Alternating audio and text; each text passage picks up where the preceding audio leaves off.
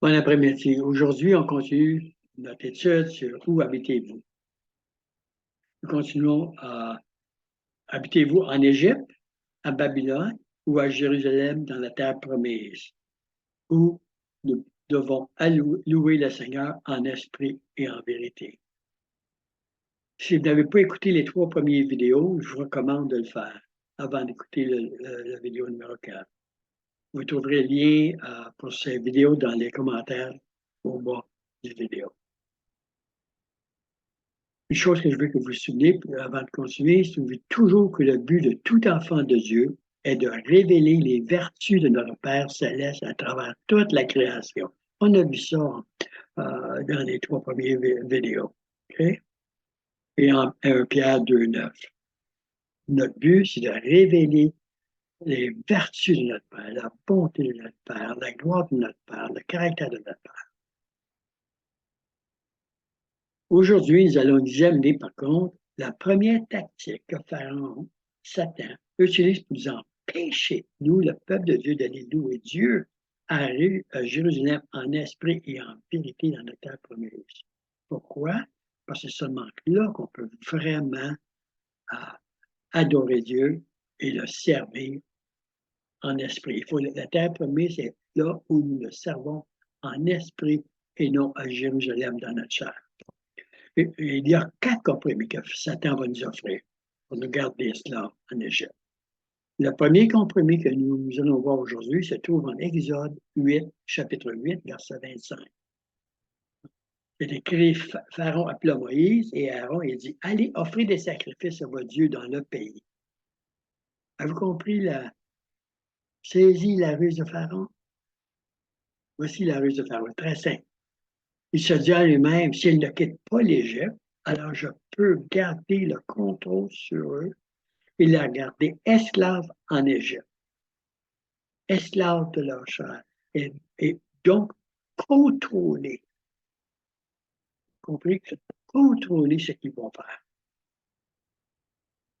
Rappelez-vous que nous devons être à Jérusalem, et ça, je veux que vous vous le rappeliez très profondément dans votre cœur. Nous devons être à Jérusalem, c'est-à-dire qui est une Jérusalem spirituelle pour être complet et en paix, adorant Dieu en esprit et en vérité. Nous avons vu ça dans la première vidéo lorsqu'on a regardé Révélation 21, verset 2 et verset 22. Maintenant, écoutez la réponse de Moïse à Pharaon au verset 26-27. Moïse répond, il est point convenable de faire ainsi. Comment est-ce que tu nous demandes? Car nous offrirons à l'Éternel notre Dieu des sacrifices qui sont en abomination aux Égyptiens.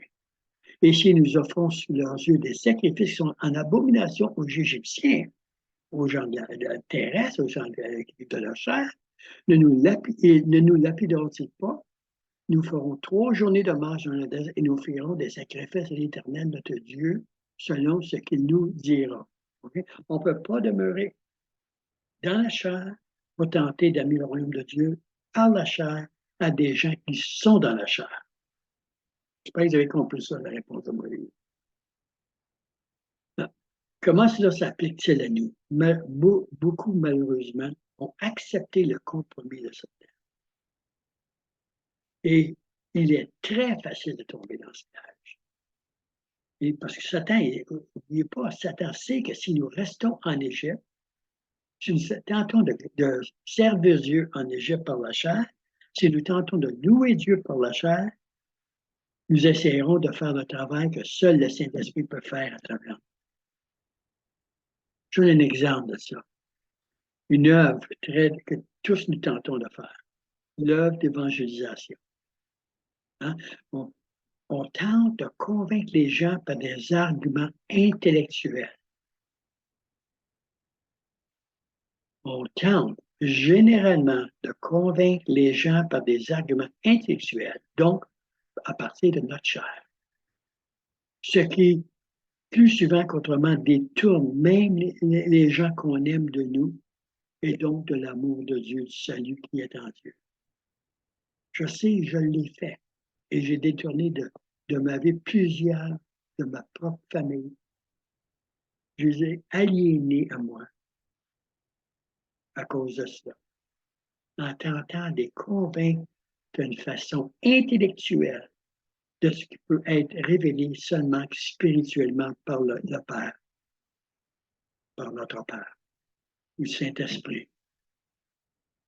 Donc, Jésus nous dit en Jean 6, 44, par exemple, nul ne peut venir à moi. Ça, c'est Jésus. Nul ne peut venir à moi. Jésus humble. Nul ne peut venir à moi si le Père qui m'a envoyé ne l'attire. Et je le ressusciterai au dernier jour. Vous comprenez? Si à moins que le Père ne l'attire, à moins que l'Esprit du Père ne l'attire. C'est Dieu qui attire les gens à lui-même, pas nous. Nous ne sommes pas appelés à convaincre les gens, à convertir les gens. Ça, c'est le travail du Saint-Esprit. Nous sommes appelés à faire des disciples. Témoignage de ce que je viens de dire. Le Seigneur veut nous amener des gens qui sont prêts à le recevoir continuellement. Nous rencontrons des gens qui seront peut-être prêts à le recevoir, mais on tente de les convaincre intellectuellement au lieu de leur révéler l'amour du Père. Je me souviendrai toujours, il y a une couple d'années, le Seigneur avait demandé à Barbara et moi de vendre et de donner nos biens, d'acheter un bicycle à gaz et une roulotte arrière et de le suivre. Et on a suivi le Seigneur, on a vu beaucoup de choses et on a fait beaucoup de choses à travers nous. Mais un jour, on était aux États-Unis, sur l'autoroute 10 des États-Unis, puis on était un peu fatigués, on s'était arrêté sur le bord de la route. Et pendant qu'on était là, un type est venu derrière notre roulotte pour nous parler. Il avait probablement vu l'enseigne que j'avais au bas de la roulotte qui disait God loves you, Jésus t'aime, ou Dieu t'aime. Et il commençait à nous parler, etc. Mais j'étais très, très fatigué, puis ça me tentait, écoutez-moi bien, ça ne me tentait pas de témoigner. C'est incroyable, hein? Pourtant, Dieu nous avait appelés à ça. Ça ne me tentait pas de témoigner. Quand il est parti, Saint-Esprit me convainc de péché. J'ai manqué la marque. Péché, mais j'ai manqué la marque. Mais genre, je l'avais amené pour que tu parles de moi. Finalement, Seigneur, pardonne-moi. Puis on a repris la route. 2 heures plus tard, on arrête dans un endroit pour les camions, un truck stop qu'on appelle. Puis ce que je vois là, le même type qui était arrêté là, qui s'était arrêté là aussi. Évidemment, Saint-Esprit n'a pas pris le temps maintenant. Fait que j'ai été le voir, je commençais à lui parler. Et voici son histoire. Il était parti de la Californie, il s'était rendu à ce moment-là à la Nouvelle-Orléans pour il cherchait la vérité sur Dieu. Compris? Il recherchait la vérité sur Dieu et Dieu lui l'avait amené. Voilà, je parlais avec lui pendant un certain temps et il a posé des questions, évidemment que le Seigneur mettait dans son cœur, que même, et je vais le dire, malheureusement, beaucoup de chrétiens de plusieurs années ne posent jamais et qui ne comprennent pas encore. C'est incroyable, j'ai trouvé ça très, très incroyable. C'est pas moi qui l'attire à moi, c'est le Saint-Esprit qui l'attire à moi. Seigneur, voilà pourquoi Satan ne veut absolument pas qu'on serve Dieu en esprit et en vérité à Jérusalem. Et donc, il va tout faire pour regarder en Égypte et nous persuader, bon, tu peux servir Dieu en Égypte, intellectuel, convainc-le, c'est ton travail, c'est à toi de faire, tu vas faire d'évangélisation, tu dois aller pogner à porte, etc. Tout à partir de notre chair. Tout à partir de notre chair. Tout intellectuel. C'est-à-dire, il va nous tenter de faire charnellement seulement ce que le Saint-Esprit peut faire. Si le Saint-Esprit vous dirige à cogner, pas de cogner. Si le Saint-Esprit vous dirige à aller dans un parc et parler aux gens, faites-le. Mais laissez le Seigneur avancer la conversation, ouvrir la conversation. Vous, notre rôle, c'est tout simplement d'aller et aimer les gens de façon humble. Vous servez Dieu en esprit. Esprit veut dire son principe de vie et disposition mentale. Le principe de vie et disposition mentale de Christ, c'est l'unité et l'amour. Nous vivons dans un monde présentement plein de désespoir, qui cherche le bonheur, la paix, la joie, ce que nous avons dans la drogue, le sexe, les richesses de ce monde, etc. Cette paix que seulement Dieu peut nous donner. Cette joie que seulement Dieu peut nous donner. Hein? Paul nous dit en Romains 14, 17, car le royaume de Dieu, ce n'est pas le manger et le boire, mais la justice, l'équité de caractère et d'action, la paix et la joie par le Saint-Esprit. C'est ça que les gens recherchent, mais ils ne le savent pas. Il y a Blaise Pascal qui a vécu, je crois, au 17e siècle, qui était un philosophe, enfin, plusieurs choses, même, je pense, un des auteurs de l'Église catholique ou un écrivain de l'Église catholique, avec beaucoup, beaucoup de talent. Il a dit ceci. Je ne me souviens plus de tous ses titres, de toutes ses professions, mais il a dit ceci. Le cœur de l'homme est un vide à la forme de Dieu que seulement Dieu peut. Un vide à la forme de Dieu que seulement Dieu peut remplir. Et c'est ça que l'homme partout recherche continuellement à remplir, ce vide. Et parce que, et Satan leur offre toujours des façons de remplir ce vide pour rendre l'homme esclave à sa chair, comme les drogues, le sexe, toutes les choses de ce monde. Il n'y a rien dans ce monde terrestre qui peut remplir le vide que seulement Dieu peut remplir, que seulement l'Esprit de Dieu. On a été créés pour être remplis de l'Esprit de Christ, pour marcher un avec Dieu. J'espère que vous comprenez ce que je suis en train de dire. Et cette conviction-là doit venir de Dieu lui-même, à chacun. Oui, c'est pas nous une conviction qui amène la conviction aux gens, c'est Dieu. Toutes nos techniques de vendeur ne font que repousser les gens ou les amener à un christianisme charnel en Égypte. Et c'est ce qu'on leur présente souvent, un christianisme charnel. Fais ci, fais cela, fais ci, fais cela, fais ci, fais cela. C'est pas le christianisme. Dieu n'a pas besoin qu'on fasse rien pour lui. Ce qu'il a besoin, c'est qu'on soit des vaisseaux pour que lui passe à travers nous et accomplisse son œuvre à travers nous sur la terre, l'œuvre d'amener sa gloire sur la terre. Vous lirez Romains 8, versets 19 à 21. Je répète encore une fois, nous ne sommes pas appelés à convaincre les gens. Seulement Dieu peut faire ça. L'Esprit de Dieu peut faire ça. Nous sommes appelés à faire des disciples. Moi, c'est ça. Je donne un autre témoignage. Je me souviens, il y a une couple d'années, j'étais sorti de l'armée de guerre et j'étais maintenant dans la réserve militaire. Et un jour, un jeune homme m'a posé des questions. On commençait à me poser des questions et je lui répondais. Je parlais du Seigneur, etc.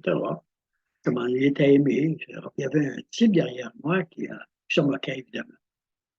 Et je me suis repéré, j'ai regardé, je dit, tiens, les Écritures disent qu'à moins que Dieu t'amène à lui, tu ne peux pas venir à lui. C'est pour ça que je ne te parle pas maintenant, parce que je me rends compte que Dieu ne t'appelle pas présentement. Et je me suis reviré de bord, j'ai continué à parler au jeune homme qui me posait des questions. Savez-vous qu'à l'heure du dîner, l'homme était assis à ma table et a commencé à me poser des questions? Voyez-vous, nous sommes des serviteurs d'eau de vie, l'eau du Saint-Esprit qui donne la vie. Si quelqu'un n'a pas soif, essayez pas de le faire boire. Et le seul qui peut lui donner soif, c'est Dieu lui-même, le Saint-Esprit. Dieu seul peut convaincre l'état spirituel d'une personne et le besoin d'assoiffer sa spiritualité, son esprit. Regardez bien ce que Jésus nous dit en Matthieu 5, 3. Et ceci, heureux les pauvres en esprit, car le royaume des cieux est à eux. La béatitude de ce verset, heureux. La béatitude de ce verset n'est pas qu'ils étaient spirituellement pauvres, mais qu'ils ont eu la révélation de leur condition spirituelle. Et donc, le royaume de Dieu était venu sur eux.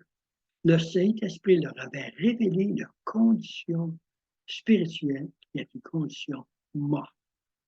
aucune vie.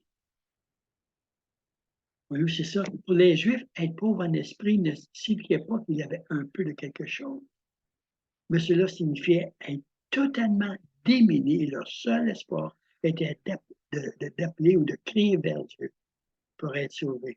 Souvenez-vous, en Luc 18, Jésus donne une parabole du pharisien et du collecteur de taxes.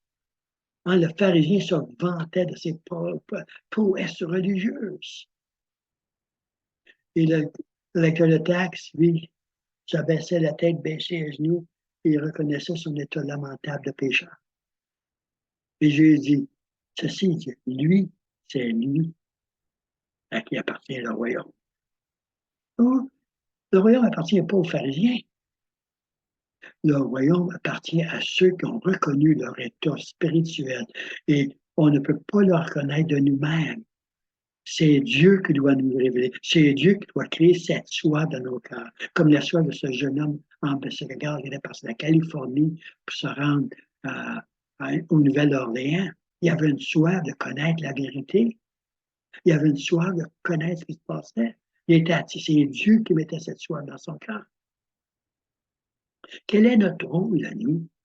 Nous sommes à faire briller la lumière du Saint-Esprit, esprit d'humilité et d'amour,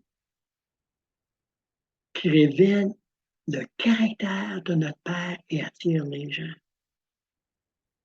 Mais pour cela, il faut être dans la terre promise où la nouvelle Jérusalem est bâtie et le temple de Dieu habite. Regardez encore, je l'ai mentionné tantôt, mais on va lire maintenant ce verset-là, 1 Pierre 2,9. Voici ce que Pierre nous dit à nous aujourd'hui. Vous, nous, au contraire, nous sommes, vous êtes une race élue, un sacerdoce royal, une nation sainte, un peuple acquis, afin que quoi que vous annonciez les vertus qui veut dire valeur, dignité, gloire de Dieu, de celui qui vous a appelé des ténèbres à son admirable lumière. Voilà notre rôle. Voilà notre rôle. Annoncer les vertus de Dieu, pas le châtiment, la conviction, la condamnation,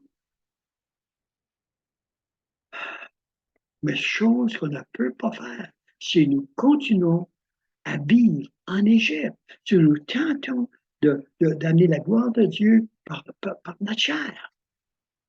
Nous ne pouvons pas. Tout ce que nous pouvons faire, nous, c'est des disciples de ceux que Dieu appelle à lui. Il faut retourner sortir d'Égypte et aller servir Dieu dans la terre promise, dans la nouvelle cité Jérusalem qui est nous, où Dieu a son temple.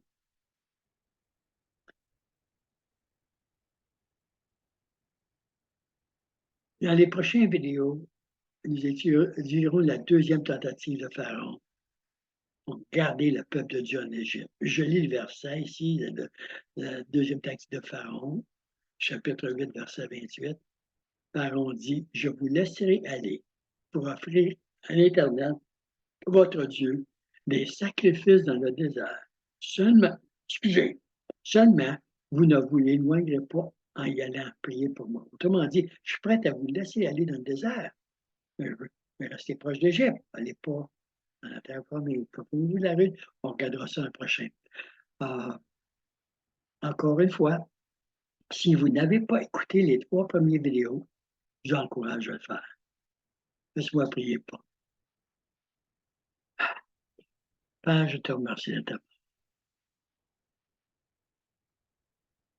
Père, j'ai dit beaucoup de choses aujourd'hui, mais seulement que toi peux donner vie à ta parole. Seulement que toi peux révéler à nos cœurs la vérité de ta parole. De toi vient l'eau de vie. De toi vient de toute chose qui est bonne. Quand je pense au nombre de gens qui sont dans la noirceur à travers le monde présent, prisonniers des ténèbres, prisonniers de leur chair en Égypte, qui ont besoin d'être délivrés. Seigneur, fais de nous, remplis-nous de ta gloire, remplis-nous de ton caractère, remplis-nous de ton amour, pour qu'on puisse la révéler partout où nous allons. Aide-nous à marcher à te servir en esprit et en vérité, comme l'épouse que nous sommes, et amener ta gloire, révéler ta gloire partout autour de nous. Il y a tellement un grand besoin dans le monde. Seigneur, notre plus grand désir, c'est de voir ton royaume s'établir sur la terre. Ta gloire remplir la terre. Ta volonté s'accomplir sur la terre et dans toute la création. Merci que tu as commencé à travers nous lorsque tu as envoyé Jésus à la croix pour nous révéler la grandeur de ton amour pour nous.